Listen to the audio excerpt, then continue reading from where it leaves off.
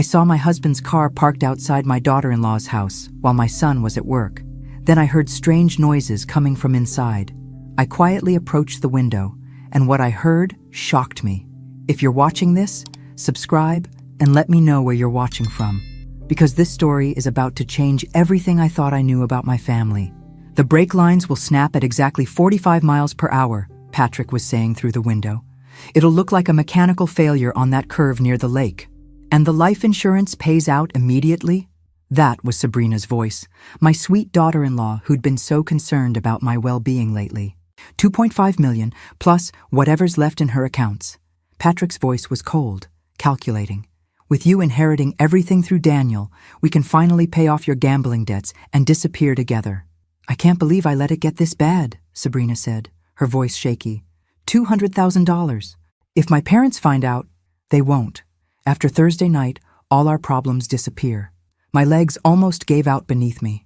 23 years I'd spent building wealth after my first husband died, creating security for my family. And now my second husband and my son's wife were planning to murder me for it. I backed away from the window as quietly as I could, my heart pounding so loud I was sure they'd hear it.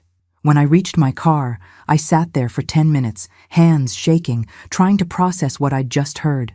Patrick, the man who brought me flowers every Friday, who rubbed my shoulders when I was stressed, who'd promised to love and protect me until death do us part. And Sabrina, the daughter-in-law who called me every morning to check on me, who helped me organize my medications, who'd become like the daughter I never had. They were planning to cut my brake lines.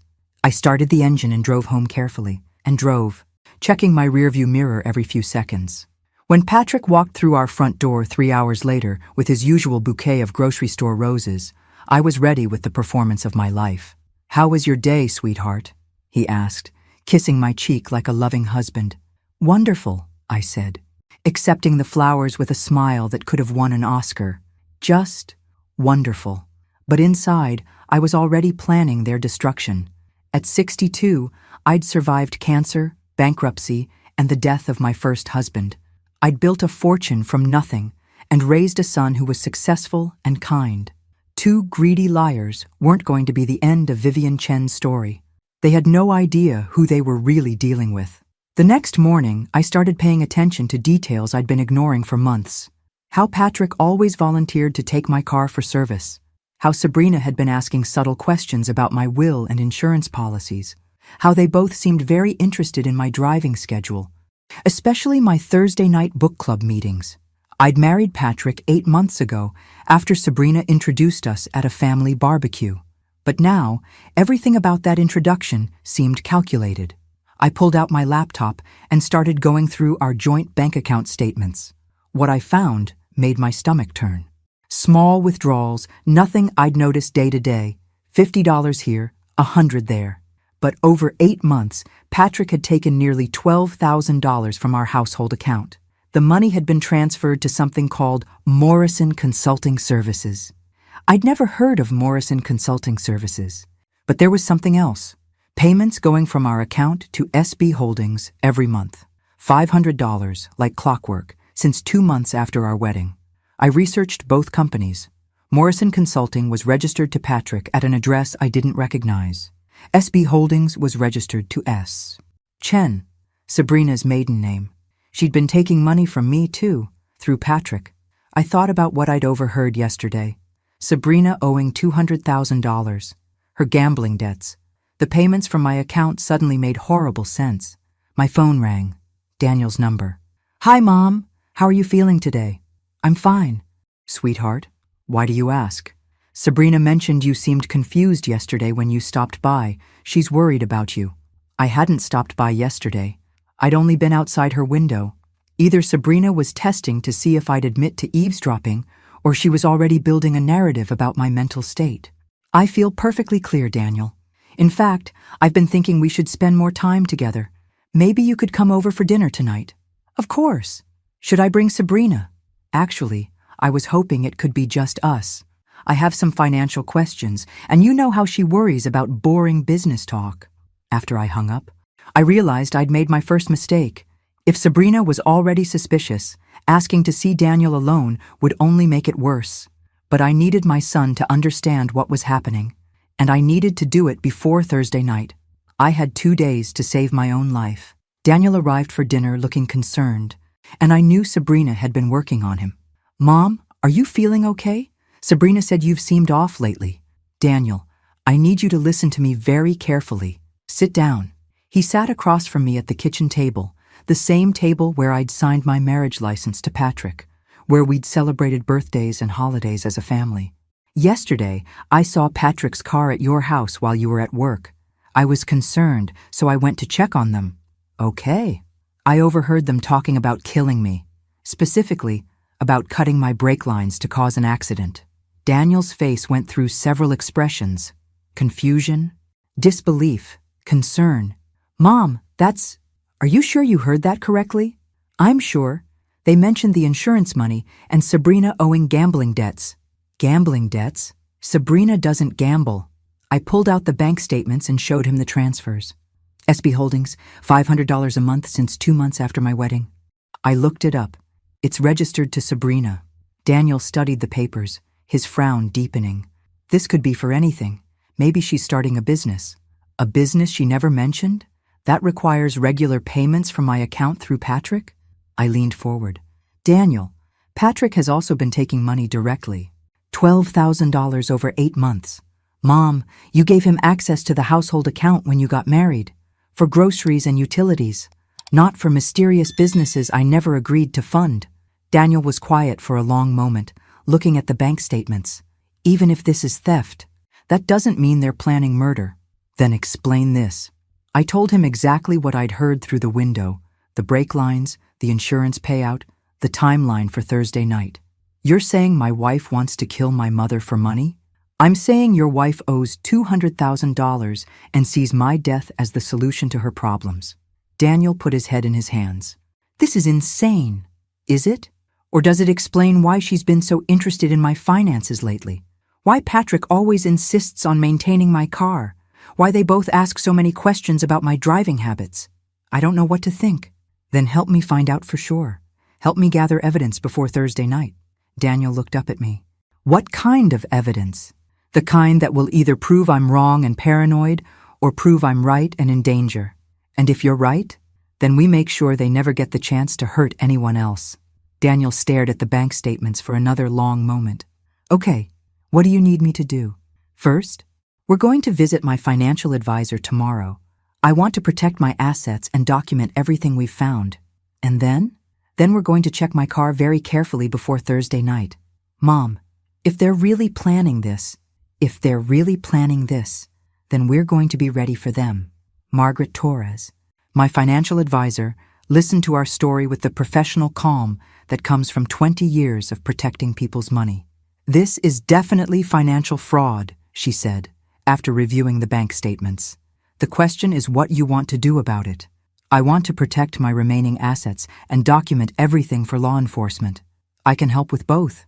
Margaret pulled out several forms. "We'll freeze the accounts Patrick has access to, move money into protected trusts, and set up monitoring alerts for any unusual activity." "What about the money they've already taken?" "We can trace it and potentially recover it, but that will require police involvement." After an hour of paperwork, my assets were locked down tight. Margaret also prepared a comprehensive report of all the suspicious transactions. "If something happens to you, this report goes immediately to the police and the insurance company," she explained. "They'll know exactly where to look for evidence of fraud." Our next stop was the police station. Detective Sarah Chen listened to our story and examined the financial evidence. "Mrs. Morrison, this is definitely elder financial abuse. We can start an investigation immediately." "I appreciate that, but I'd like you to wait." "Wait? Why?" "Because if they're really planning to kill me Thursday night, I want to catch them in the act. If you arrest Patrick for theft now, we'll never prove the attempted murder."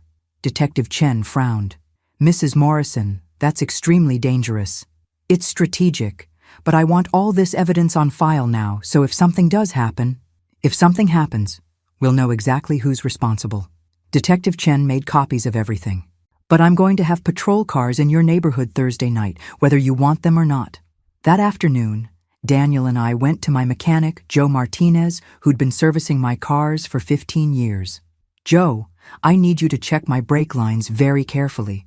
I think someone might have tampered with them." Joe looked confused but thorough. After 20 minutes under my car, he emerged, shaking his head. "Brake lines look fine now, Mrs. Morrison. But see these scratches on the mounting bracket? Someone's been under here recently with tools." "Someone other than you?" "Definitely. And Mrs. Morrison? Whoever it was knew what they were doing. These marks show they were practicing, figuring out the best way to make a cut that would fail under pressure." Daniel and I exchanged a look. "Practicing?" "Yeah, like they wanted to make sure they got it right when it mattered." On the drive home, Daniel was unusually quiet. "You believe me now?" I asked. "I'm starting to.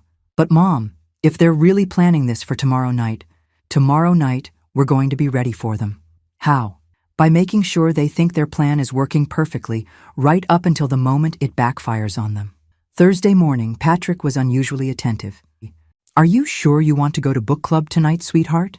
The weather forecast looks rough." I glanced outside at the perfectly clear sky. "Oh, I wouldn't miss it. We're discussing my favorite novel. Maybe I could drive you?" "That's sweet, but you'd be bored. Besides, I like driving at night. It makes me feel independent." Patrick's smile seemed forced. "Of course, just be extra careful on those lake roads." After he left for his morning errands, I immediately called Daniel.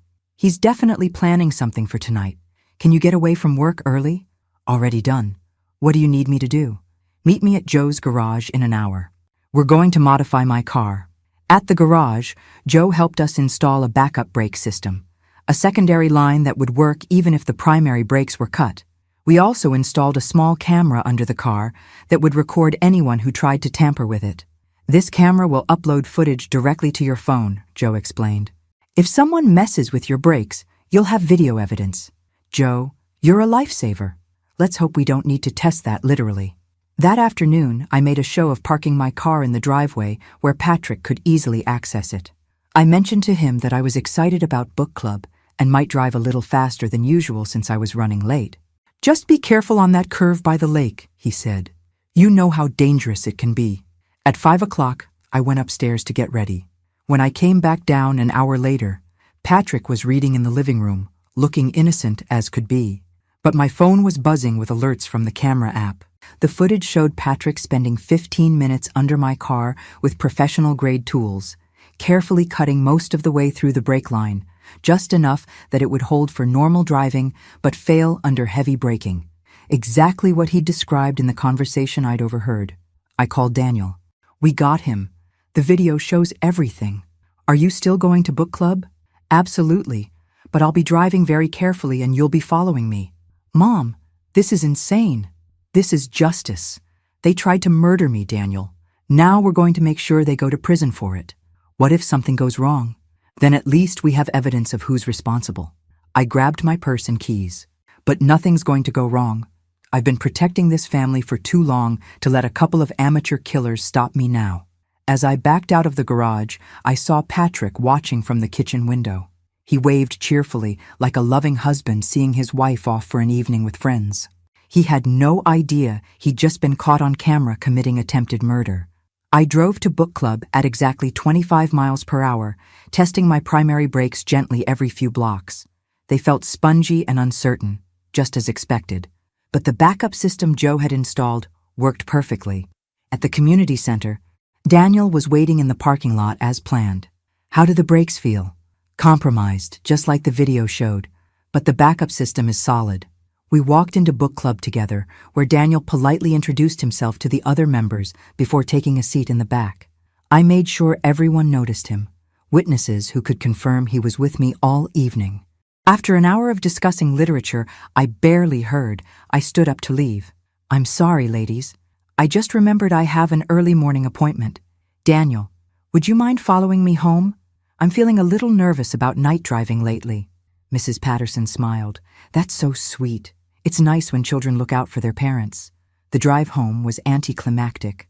I kept my speed low, avoided the lake road entirely, and arrived safely with Daniel right behind me. Patrick rushed out of the house looking genuinely surprised. "You're early. How was book club?" "Cut short, unfortunately. But Daniel offered to follow me home, which was sweet." "Very sweet," Patrick agreed. but I caught him glancing at my car with confusion. Actually, Daniel said, getting out of his car, I wanted to talk to both of you about something. What's that? Patrick asked. About the interesting video footage Mom got today. Patrick's face went carefully neutral. Video footage? From the camera she had installed under her car. The one that recorded you cutting her brake lines this afternoon. The color drained from Patrick's face. I have no idea what you're talking about. Really? Because the footage is very clear. Professional tools, careful cutting technique, approximately 15 minutes of work. Daniel pulled out his phone. Would you like to see it? This is ridiculous. I would never. Patrick. My voice was quiet but firm. We have you on video. We have bank records showing months of theft. We have witness testimony about conversations regarding my murder. What conversations? The one you had with Sabrina yesterday. About brake lines failing at 45 miles per hour. About insurance payouts. About her gambling debts. Patrick looked around desperately, as if searching for an escape route. You can't prove anything. We can prove everything. The police already have all the evidence. What police? The ones who've been watching your every move for the past week. I smiled calmly. Did you really think I'd discovered your plan and not take precautions? As if on cue, Detective Chen's car pulled into my driveway, followed by 2 patrol cars. Patrick Morrison, Detective Chen said as she approached, you're under arrest for attempted murder, elder financial abuse, and conspiracy to commit fraud. As they handcuffed him, Patrick looked at me with something like amazement. How long have you known? Long enough to make sure you'd never hurt anyone else.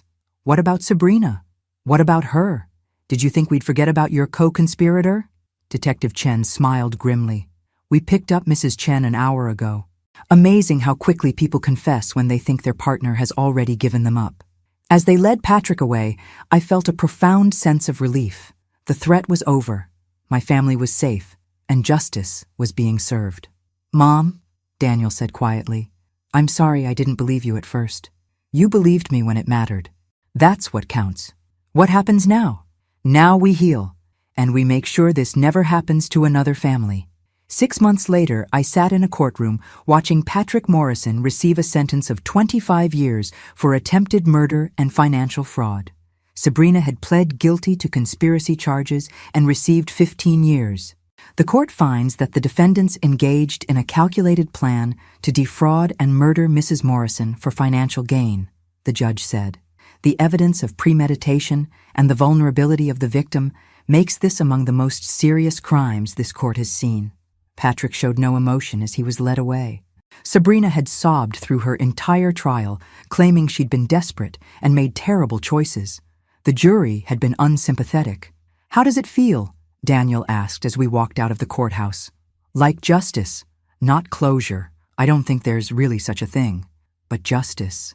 I still can't believe I was married to someone who wanted to kill my mother. She was desperate and made terrible choices. But Daniel, that doesn't excuse what she did. I know. How do you trust your judgment again after something like this? Carefully. But you do trust it again, because the alternative is letting them win. Daniel had been seeing a therapist to work through the betrayal and manipulation. He was doing better, but I could see he was still cautious about everything. Mom, I've been thinking about what you said, about making sure this doesn't happen to other families. What about it? I think you should do it. Start some kind of consulting business. Help people protect themselves from financial predators. I'd been thinking the same thing. You think there's a market for that? After what we've been through? I think there are a lot of families who could use your help. Chen Family Protection Services? I like it, though maybe just Chen Protection Services. Sounds more professional. As we drove home, I found myself thinking about Daniel's suggestion. At 63, I could retire and spend my days reading and gardening. Or I could use what I'd learned to help other people avoid becoming victims. By the time I reached my house, I'd made my decision. Patrick and Sabrina had tried to destroy my family for money.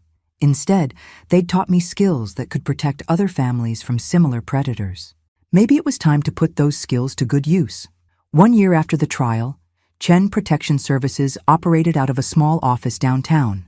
My first client was Mrs. Rodriguez, a 70-year-old widow whose new boyfriend had been asking suspicious questions about her finances. He seems so caring, she told me during our consultation. But something feels off. Tell me about how you met. At the grocery store. He offered to help me load my bags. I made notes as she described their relationship. The pattern was familiar: chance meeting, rapid courtship, immediate concern for her safety, subtle financial questions. Has he suggested any changes to your banking or insurance? He thinks I should add him to my checking account for emergencies. And have you noticed changes in your social life? People you see less often? Actually, yes. He says my daughter worries too much, that I shouldn't let her stress me out with visits. Classic isolation tactics. I'd seen this pattern before. Mrs. Rodriguez, I'd like to run a background check on your friend. Is that really necessary? It's insurance. We're not assuming he's dishonest, we're just verifying that he's who he says he is. The background check revealed that Carlos Martinez was actually David Webb, a man with fraud convictions in 2 states. He specifically targeted elderly widows, gaining their trust before stealing their life savings. When I showed Mrs. Rodriguez the evidence, she cried with relief. I knew something was wrong, but I thought I was being paranoid. Trusting your instincts isn't paranoia. It's survival. Within 6 months, Chen Protection Services had helped 11 families avoid financial fraud, 3 families escape abusive relationships, and 1 family discover that their daughter's fiancé was already married. Each case reminded me why this work mattered. Patrick and Sabrina had tried to destroy my family, but instead they'd taught me how to protect other families. You're quite the private investigator, Daniel said one evening over dinner. I'm someone who refuses to let other people experience what we went through. Any regrets about not just retiring quietly? None. This feels like the most important work I've ever done. Daniel had started dating again, a teacher named Sarah, who'd undergone the most thorough background check in history before their first coffee date. She thinks you're amazing, by the way, Daniel said. Sarah wants to know if you'd consider teaching a self-defense class for seniors. Physical self-defense? Financial self-defense. How to spot scams, protect assets, recognize red flags in relationships. I liked the idea. Tell Sarah I'm interested. Really? Really? If we can teach people to protect themselves before they become victims, that's even better than helping them after the damage is done. As I planned my first financial protection workshop, I thought about how much had changed since that afternoon when I'd seen Patrick's car in Sabrina's driveway. I'd lost a husband and gained a purpose. Daniel had lost a wife and gained wisdom. And together, we'd learned that family means protecting each other from predators who see kindness as weakness. At 63, I was building something that would outlast both of us. A legacy of protection and justice that started with saving ourselves and expanded to saving others. Not a bad way to spend the rest of my life.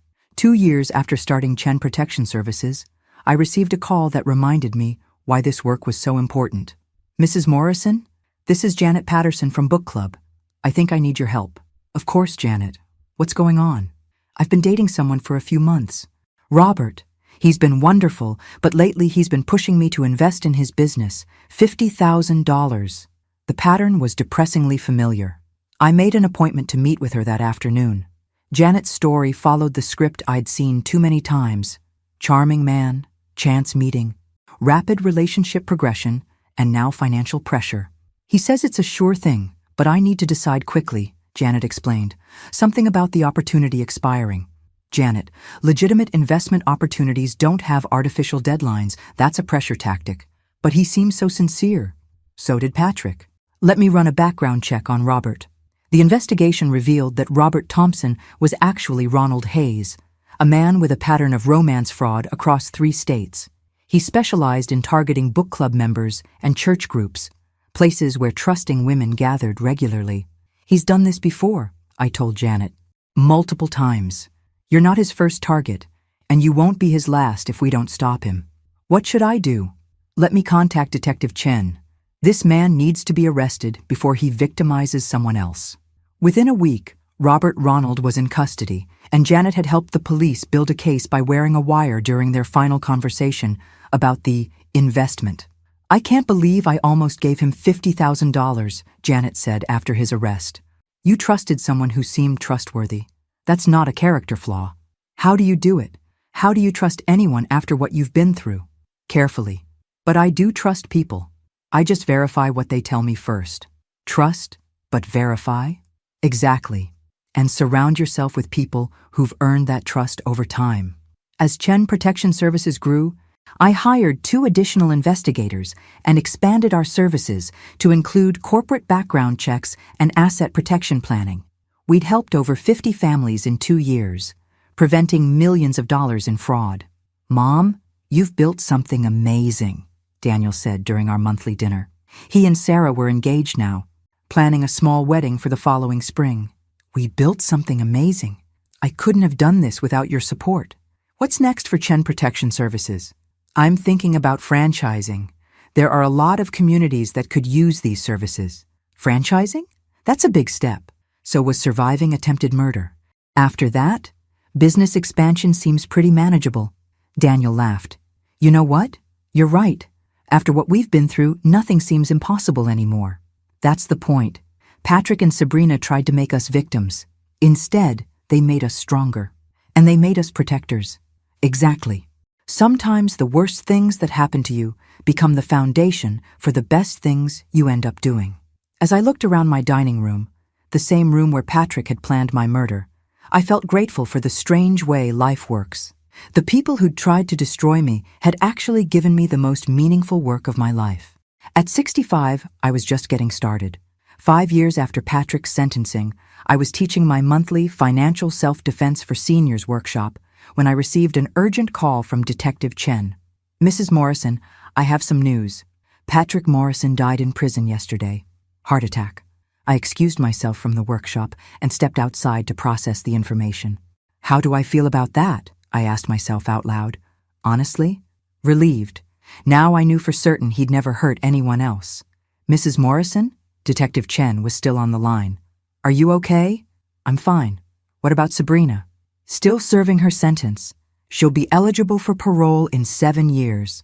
Thank you for letting me know." When I returned to the workshop, 25 seniors were eagerly discussing red flags in romantic relationships. Mrs. Chen, a different Chen, no relation, was sharing her story about almost being scammed by a fake military officer she'd met online. "The key thing," I told the group, "is that legitimate people don't pressure you into quick financial decisions. Love doesn't come with invoices." After the workshop, I drove home thinking about legacy. Patrick was dead, but the work he'd inadvertently inspired continued. Chen Protection Services now operated in 6 cities, with 15 investigators helping families protect themselves from financial predators. "How was the workshop?" Daniel asked when I got home. He and Sarah lived nearby now, and they often stopped by for dinner. "Good turnout. Mrs. Patterson brought 3 friends." "That's great. Any interesting cases this week?" "Actually, yes. We helped a family discover that their son's fiancée was already married to 2 other men in different states." "Bigamy?" "Serial bigamy. She was collecting marriage benefits while never actually divorcing anyone." Sarah shook her head. "How do people even think of these schemes? Desperation makes people creative. Unfortunately, it also makes them dangerous." "Speaking of dangerous," Daniel said, "have you thought about writing a book? About your experience? About what you've learned? A book? Think about it, Mom. Your story could help thousands of people recognize these patterns before they become victims. How I survived my murderous husband and built a business protecting others? Maybe a less dramatic title," Sarah suggested with a smile. "But yes, something like that." I considered the idea.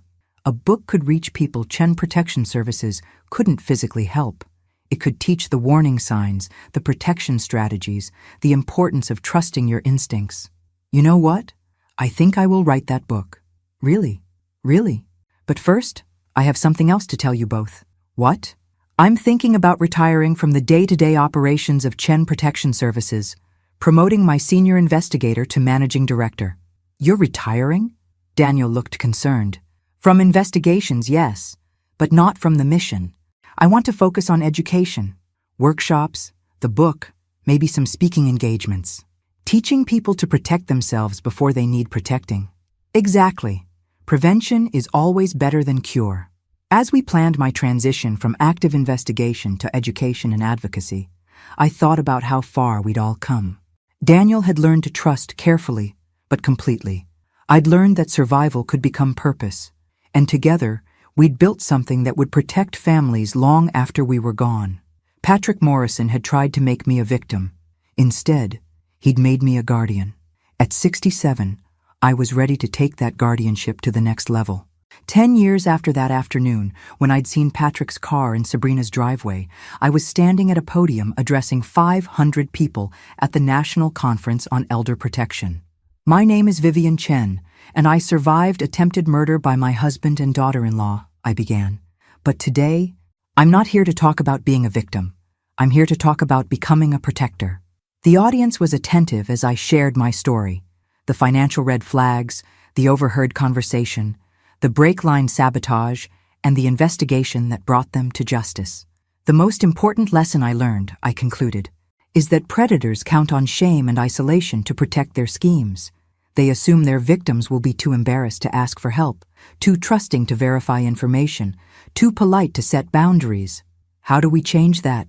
Asked a woman in the front row. We teach people that verification isn't suspicion, it's wisdom. We teach them that boundaries aren't mean, they're necessary. And we teach them that asking for help isn't weakness, it's intelligence. After my speech, dozens of people approached me with their own stories. Adult children worried about their parents, seniors who'd had close calls with scammers, law enforcement officers who wanted to learn better prevention strategies. Mrs. Chen, said a young detective from Phoenix, would you consider consulting on a case?